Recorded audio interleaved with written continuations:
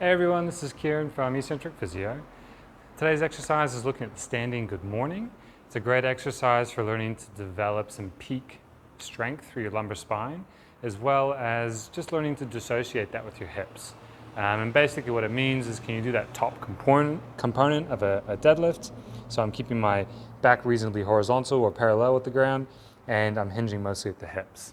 So a great way to develop some back strength, some hamstring mobility or hip mobility into flexion, and just a general awareness of how to hip hinge.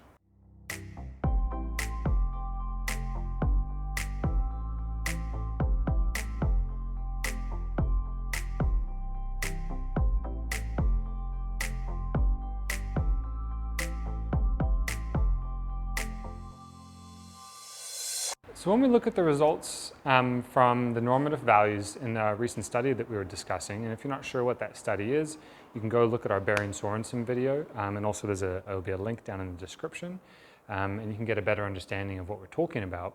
But basically normative values for lower back tests in populations that don't currently have back pain, along with some other exclusion criteria.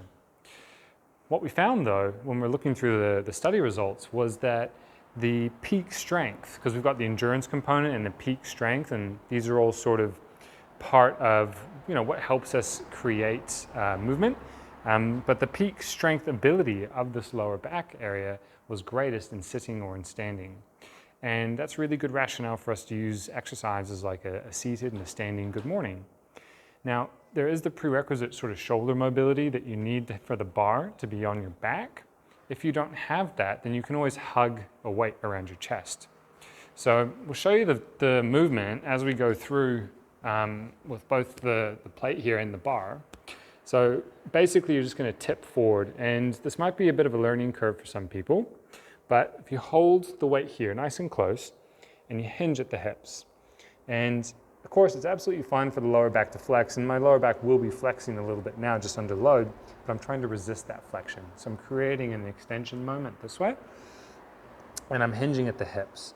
My knees are going to bend a little bit, but I'm not doing a deadlift, right? I'm not bending down this way. I'm just staying like that, and then coming back up this way. Like that, and coming up, okay? So I'm feeling a big stretch in my hamstrings and my lower back, along with some other muscles, particularly with the holding the weight on the front. Your biceps are going to maybe be the limiting factor for a lot of people, because the weight you need to stimulate this area will be a lot heavier. So with the bar, if I pop it onto my back, lift it up, and I'm just going to tip forward. Now when you start, you may only go about that far, okay? But the idea is you're starting at low weights because you want to develop the skill of this first before you start getting into heavier stuff. Now, if I just use my hand over here, I'm trying to keep that reasonably straight or extended. Like I said, I'm resisting the flexion that it's creating, and that is creating that peak strength, okay? With this exercise, it's definitely tricky with the learning component side of it first. There's a lot of free space here, and you're not getting a lot of feedback except for the weight of the bar and your feet on the ground. So if this is foreign for you, I'd recommend going to the seated good morning first. We have a video for that. You can find it if you search it. And we know that that one from the research correlates very nicely with this one. And that means that you're going to get similar training effects on the lower back peak strength if you do both of them. Now this one has some other components to it which gives you other benefits like the hamstring and hip flexion mobility, along with the balance component and learning to load between your feet. But that's a different skill if you're looking to develop the peak strength. So all that being that you can get what you need out of the seated good morning if you don't feel comfortable doing this.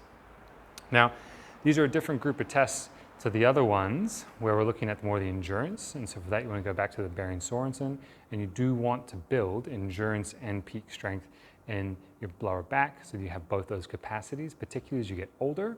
Reason being for that is because as you get older, you lose a lot more of your high threshold motor units or your ability to recruit large amounts of muscle fibers and create sort of fast twitch or powerful movements. And so we see a lot more of the endurance stuff coming in, and you can see that as the results of the tests, as you go up higher in the ages, you can see the Bering-Sorensen, which is the endurance test, sort of lasting a bit longer than the younger counterparts.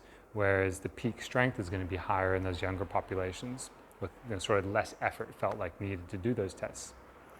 So, really great exercise. If you're not sure on the technique side of things, video yourself, check a mirror out, hold the weight in front to start with. If that's still not good, go to your seated good morning. If that's still not good, we have some other regressions that you can go into. But fantastic exercise for building lower back and learning how to hip hinge, and I'd really recommend it. If you like this video, then please hit like below. Otherwise, to check out more of our content in the future, you can subscribe to our channel by clicking our logo over here. And to check out our latest video, click up here.